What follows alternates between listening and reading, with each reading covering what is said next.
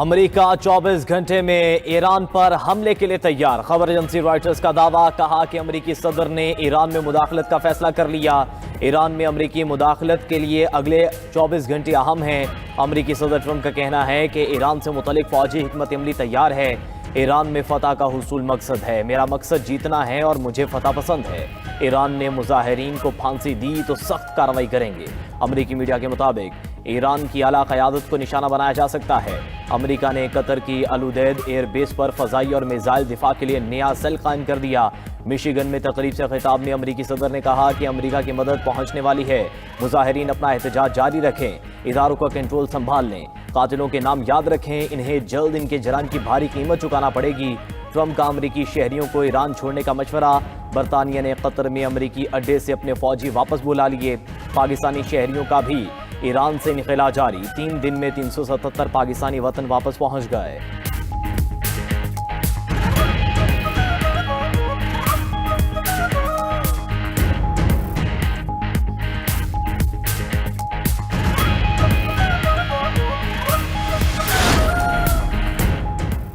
America ने हमले के लिए ईरान के 50 अहदाफ चुन लिए। डेली मेल ने दावा किया है कि अमेरिकी सदर ट्रंप को फौजी कार्रवाई के लिए अहदाफ की तफसीली फहरिस्त और नक्शे फराहम कर दिए गए। अहदाफ में इस्लामी इनकलाब गार्ड्स कोर का हेडक्वार्टर्स और फौजी तनसीबात शामिल। कतर में अल उदैद मशरिक़ वुस्ता में अमेरिका का सबसे बड़ा फौजी अड्डा है। अल उदैद में तकरीबन 10,000 अमेरिकी फौजी मौजूद हैं। कतरी वजारत खारजा का अमेरिकी सरगर्मियों पर फौरी तबसरा करने से गुरेज। अमेरिका और ईरान के आला हुक्काम के दरमियान बराह रास्त राब्ते मुअत्तल। खबर एजेंसी के मुताबिक ईरान पर अमेरिकी हमले के खदशात बढ़ गए। अमेरिकी सेनेटर बर्नी सैंडर्स ने ईरान में फौजी मुदाखलत की मुखालफत कर दी। कहा कि ईरान में अमेरिका की मुहिम जो नाकाम हुई अब भी नाकाम होगी।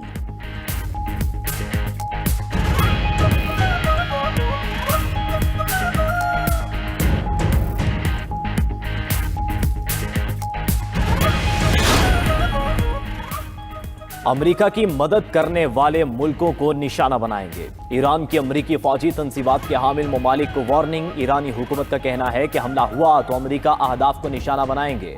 खबर एजेंसी के मुताबिक कतर, बहरीन, मिस्र, इराक, उर्दन, कुवैत, सऊदी अरब और मुत्तहिदा अरब अमारात में अमेरिकी अड्डे वाक़ हैं। पासदारान इनकलाब के एरोस्पेस कमांडर माजिद मौसवी ने कहा कि इनकलाबी गार्ड्स हर हमले का मुकाबला करने को तैयार हैं, किसी भी हमले का मुंह तोड़ जवाब देंगे। इसराइल के साथ जंग के बाद ईरानी मिसाइल के ज़खायर में इजाफा हुआ है। ईरानी वज़ीर दिफा अब्बास इराक़ची का कहना है कि इसराइल ने हमेशा अमेरिका को अपनी जंगों में घसीटने की कोशिश की। पुरतशद्दुद मुजाहिरों से हमारी सड़कें लहूलुहान हो चुकी हैं। इसराइल खुलेआम कहता है कि उसने मुजाहिरीन को जंगी हथियार दिए।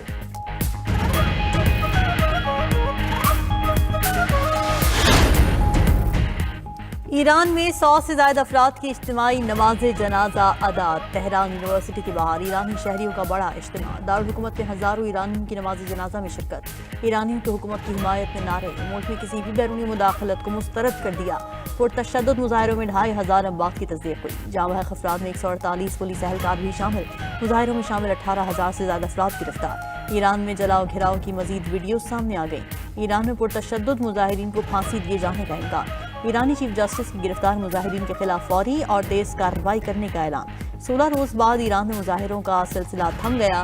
तेहरान समेत दीगर शहरों में हालात मामूल पर आने लगे। शहरों में इंटरनेट सर्विस ताहाल बहाल न हो सकी।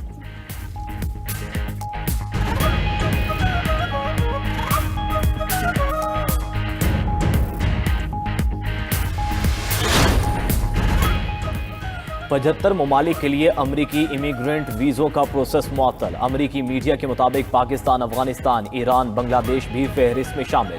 रूस, ब्राज़ील, थाईलैंड, मिस्र के लिए भी इमिग्रेंट वीज़ा प्रोसेस रोक दिया गया। अज़रबैजान, आर्मीनिया, अलजायर, बेलारूस, भूटान के नाम भी शामिल। इराक, उर्दन, कुवैत, किर्गिस्तान, काज़ाकिस्तान भी फहरिस्त का हिस्सा।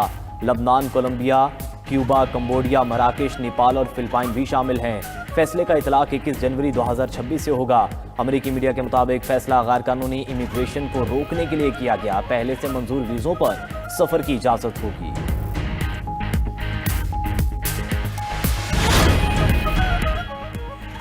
रूस ने अमरीकी इक़दामात को आलमी निज़ाम के लिए खतरा करार दे दिया। रूसी वज़ीर ख़ारजा सरगेई लावरोव का कहना है कि अमरीका ईरान पर हमले की धमकियां दे रहा है। अमरीका बैन अक़वामी निज़ाम को तक़सीम कर रहा है। अमरीकी कार्रवाइयाँ बैन अक़वामी कानून की खुली खिलाफ वर्जी हैं। ईरान में बैरूनी मुदाखलत की शदीद मज़म्मत करते हैं। उधर चीन ने भी ईरान में अमरीकी मुदाखलत की मुखालफत कर दी। तर्जुमान चीनी वज़ारत ख़ारजा का कहना है कि आलमी ताल्लुकात में ताकत के इस्तेमाल को तस्लीम नहीं करते। सऊदी अरब और खलीजी ममालिक की अमरीका से ईरान पर हमला न करने की अपील। कहा कि किसी भी हमले से खित्ता अदम इस्तेहकाम का शिकार हो सकता है। ऐसी कार्रवाई से तेल की आलमी मंडी मुतासिर होगी। अमरीकी हमले के लिए अपनी फ़ज़ाई हुदूद इस्तेमाल नहीं होने देंगे। सऊदी अरब की ईरान को यकीन दहानी।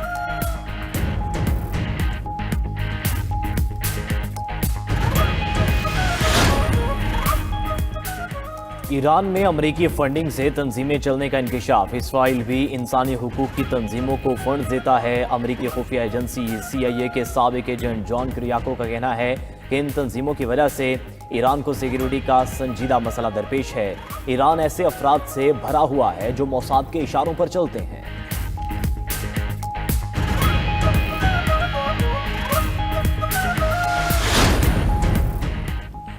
चीन ने मुल्की कंपनीज पर अमरीकी और इजरायली सिक्योरिटी सॉफ्टवेयर्स के इस्तेमाल पर पाबंदी लगा दी। चीनी हुकाम ने कंपनीज से कहा है कि वो कौमी सलामती के खदशात की वजह से अमरीका और इजराइल के साइबर सिक्योरिटी सॉफ्टवेयर का इस्तेमाल बंद कर दें।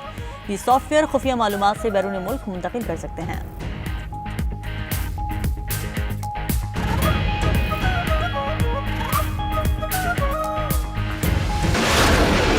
मई की जंग के बाद दुनिया में पाकिस्तानी दिफाई साजो सामान की मांग बढ़ गई। बहुत से मुल्क दिफाई साजो सामान की खरीदारी के लिए राबते में हैं। दिफाई साजो सामान के फ़रोग से मुल्क की मईशत पर अच्छा असर पड़ेगा। वज़ीर आज़म शहबाज शरीफ का वफाकी काबीना इजलास से खिताब। कहा कि दिफाई पैदावार से मईशत को फ़ायदा होगा। एयरफोर्स ने तैमूर वेपन सिस्टम का कामयाब से लॉन्च किया। इस कामयाबी पर अफवाज पाकिस्तान को खराज तहसीन पेश करते हैं। हमारी अफवाज दहशत गर्दों के खिलाफ हर रोज़ इकदाम कर रही है। सिक्योरिटी फोर्सेज दहशत गर्दी के खात्मे के लिए पुरअज़्म है। पाकिस्तान दहशत गर्दी के खिलाफ जंग में कामयाब होगा।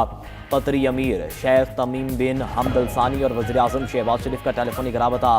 दो तरफ़ा ताल्लुकात को मज़ीद मुस्तहकम करने के मुश्तरका अज़म का अयादा किया।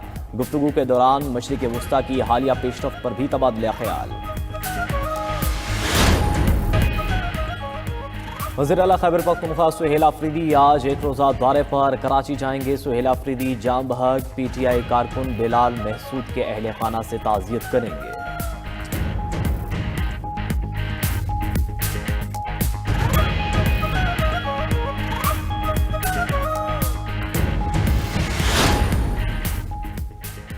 कौमी असम्बली में अपोजिशन लीडर के तकर्रुर का अमल जारी। अपोजिशन लीडर कौमी असम्बली के लिए महमूद खान अजगज़ई अपोजिशन के मुतफ़िक़ा उम्मीदवार हैं। स्क्रूटनी मुकम्मल होने पर आज अपोजिशन लीडर के नाम का ऐलान मुतवक्के।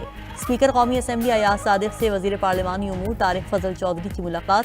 स्पीकर कौमी असम्बली अयाज सादिक कागजात की जाँच पड़ताल करेंगे। कागजात की जाँच पड़ताल के दौरान PTI को भी बुलाया जाएगा।